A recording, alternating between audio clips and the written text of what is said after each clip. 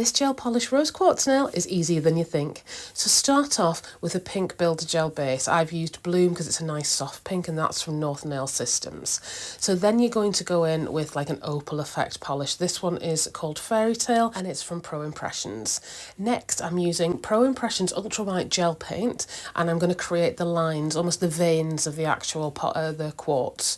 So once I've done that, I'm going in with the Lil Baby blender brush from Nails by Dev, and I'm just blending those lines out. Don't worry about being too precise here. It's a natural stone, so it's supposed to look a little bit jaggedy here.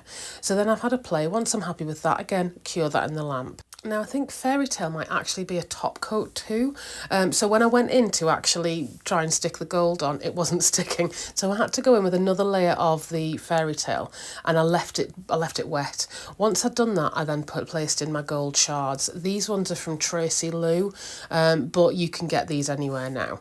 Once I've done that, again, give that another cure in the lamp. You're curing all the way as you go. Then I'll go in with a milky white. This one's again from North Nail Systems, and I just go in and I create any apex that I need using that, because this is obviously a builder gel. I'll use my liner brush just to make sure that I'm happy with the shape, and then I'll give that a cure.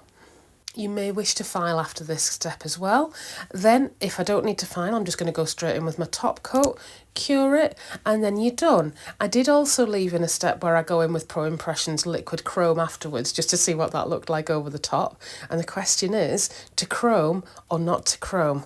What do you think? Let me know in the comments. If you've enjoyed this tutorial, please do make sure you give us a like and a follow. Thank you for watching, and I really do hope this helps.